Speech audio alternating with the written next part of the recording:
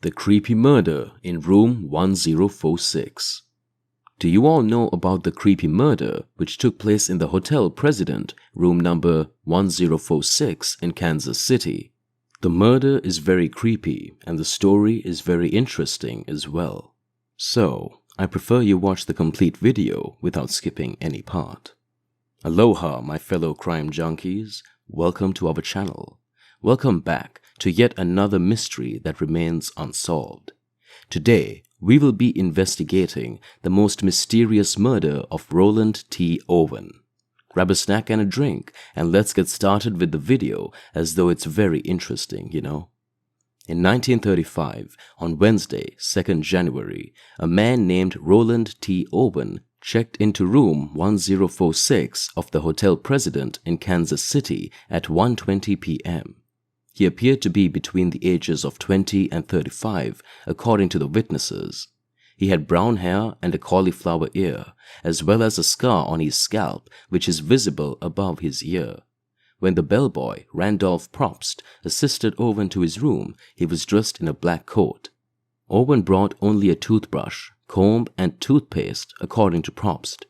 The hotel maid, Mary Skoptic, recalled that Owen's room was dimly lit.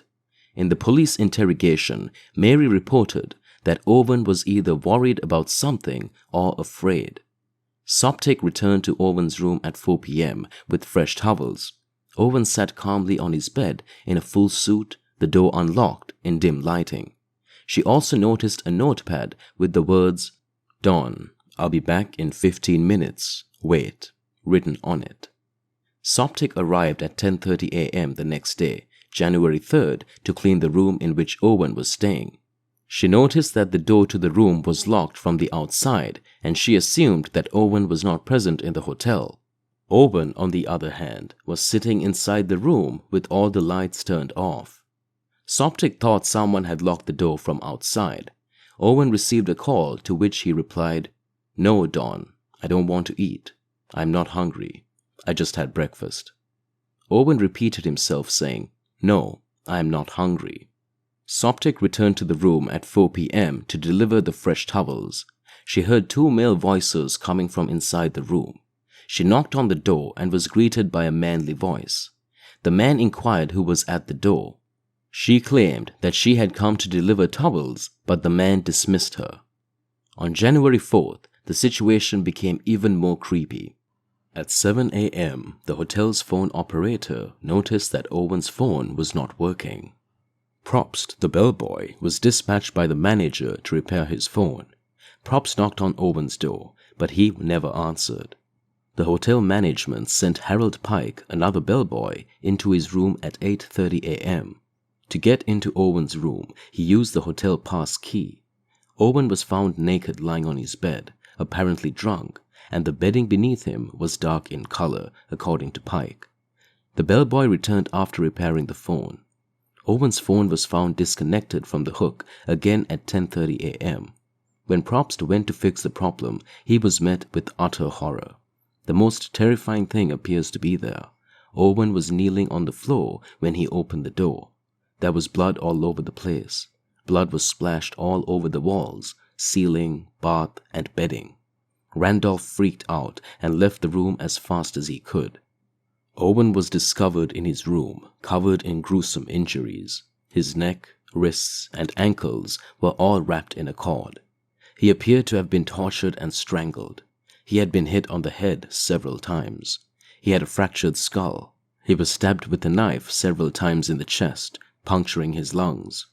As a result of the strangulation, he had bruises on his neck. What is surprising is that he is still alive. When one of the detectives arrived on the scene early, he inquired as to who had done this to Owen. He responded by saying that he was alone in his room and had fallen against the bathtub. Owen passed out after a brief conversation. After that, he was taken to the hospital. Owen died on January 5th as a result of his lethal injuries, leaving a long list of unanswered questions. The injuries on Owen's body, according to a doctor, occurred 6 to 7 hours before his death. When Owen's phone was constantly disconnected from the hook, the autopsy revealed that the murderer was torturing him. Officers went through Owen's room looking for evidence of his alleged suicide. Owen claimed that no one entered his room. Police, however, did not discover any weapon that could be used to commit suicide. As a result, the suicide theory was dismissed. Female fingerprints were discovered on the phone in Owen's room, which was shocking. This hint paved the way for a slew of new theories.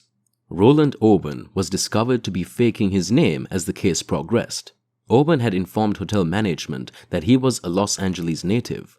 The Los Angeles authorities, on the other hand, denied that Roland T. Owen had any records. Many people contacted the police to see if Owen was someone they had previously misplaced.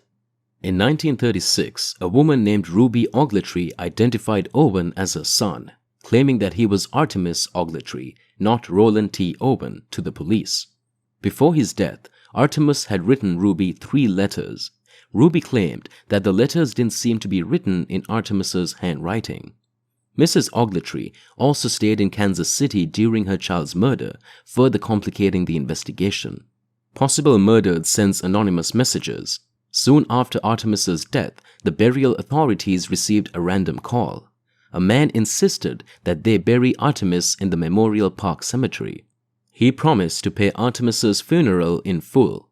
An anonymous sender delivered flowers and money wrapped in newspaper to the funeral home on March 23, 1935. I quote, "Love forever, Louise," read a card that accompanied the flowers and money. The case would no longer move forward after that last call, which led me to discuss theories. The first theory is that the person named Don had a conflict with Artemis. He killed Artemis and ran away with it. The police also believed that Mrs. Ogletree and Don lived briefly in Kansas City together when Artemis was killed. The second theory resulted from the hotel's elevator operator, Charles Blocher's interrogation. Blocher claimed that he saw a young woman looking for room number 1026. However, she seemed confused and she might have mixed room 1026 with room 1046. Blocher also said that he saw the lady with the man later, which could have been Dawn. Female fingerprints were found in Artemis's room. The young lady and Dawn might have killed Artemis and left the hotel. The third theory has been the most popular among people. It states that the investigators believed that Artemis had been cheating on his fiancée, and in a fit of rage, his fiancée ended up killing him with the help of her brother. The anonymous person who was ready to fund Artemis's funeral requested the burial authorities to bury Artemis in the Memorial Park Cemetery, as it would be near his sister's home. The police linked this man with Artemis's mysterious murder. The assassination of Artemis Ogletree is still a mystery.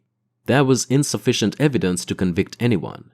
Many people believe, however, that Ogletree's murder was the result of his infidelity in his marriage, which is the third theory, which is thought to be the exact reason for the murder of Owen in room 1046. Now, what do you think about the murder? Type down in the comment section below. So guys, this is the whole story behind that creepy murder inside room 1046. I hope you all have enjoyed watching the whole video, and if you did, make sure you give it a like and share the video with your friends.